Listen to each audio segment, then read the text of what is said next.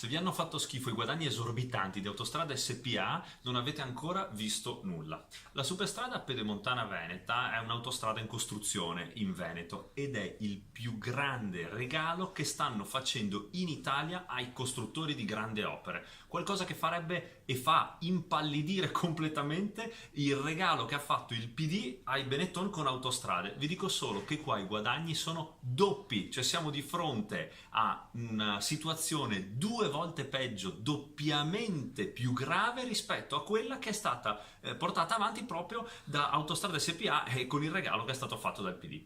Di cosa si tratta nel dettaglio?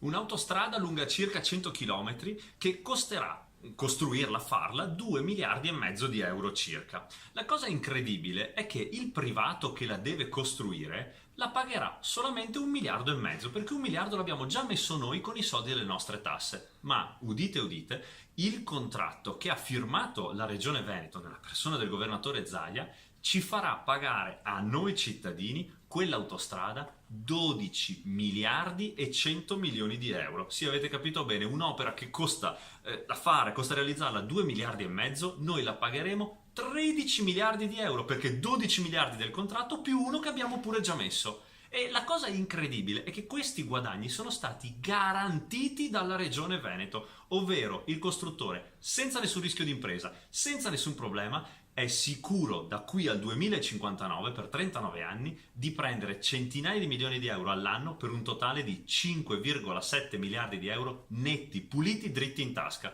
Vi do due cifre di confronto con Autostrada SPA per farvi capire di fronte a che scandalo siamo. Abbiamo messo a confronto quelli che sono i guadagni di Autostrada SPA, guadagni scandalosi, con i guadagni garantiti per la superstrada Pedemontana Veneta. Guardate con i vostri occhi. Il margine operativo lordo era del 60%, già una cifra astronomica per autostrade, qui siamo all'80% garantito dal pubblico. Margine operativo 48% per autostrade e siamo al 66% per la pedemontana e, la parte purtroppo più tragica per noi, l'utile netto che prenderà il concessionario, cioè il costruttore, era il 25% per autostrade, che ha scandalizzato tutta Italia, e qui siamo al 47%, siamo al doppio, 5,7 miliardi di euro garantiti, puliti dritti in tasca.